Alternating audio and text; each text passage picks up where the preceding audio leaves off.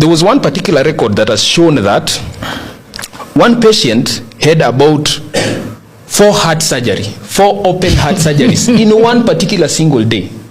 And we are asking even the medical experts, which is this procedure that you can able to do 4 open heart surgeries in one single day? And if you look at the claims at SHA, it can only fund 1 open heart surgery in the entire year.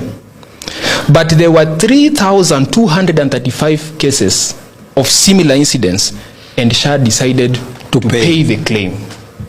How much did they pay the claim? 445 million shillings. As if that is not enough, we used to hear about multiple child deliveries by single mothers at the National Health Insurance Fund, NHIF, last year, whereby you're finding that someone has 10 kids in a year at different times. The same has kept on happening with the new system again.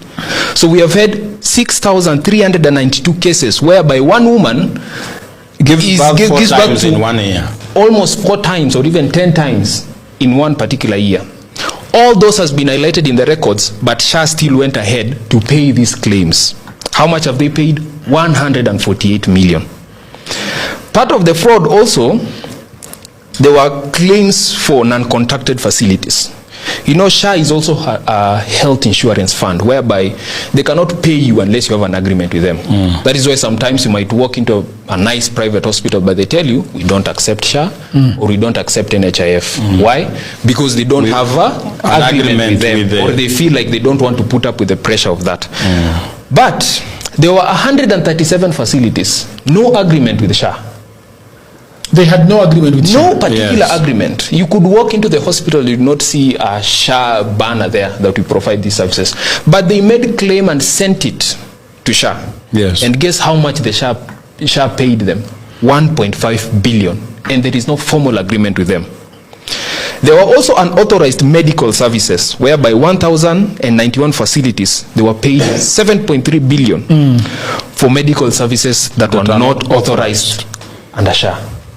So there are certain medical, you know, one thing about medical services are very broad, and these days they keep expanding. There are braces, there are hair transplant. So there are certain services, in order to ease the certain crucial medical services, you cannot include them in the fund. Was it for your BBL now? Exactly, you cannot use BBL for SHA. But there were hospitals who are making claims for braces, cosmetic surgeries, but SHA still breast enhancement paid for by SHA. 7.3 billion for medical services that were never authorized under SHA. 7.3 billion for services that are not authorized. That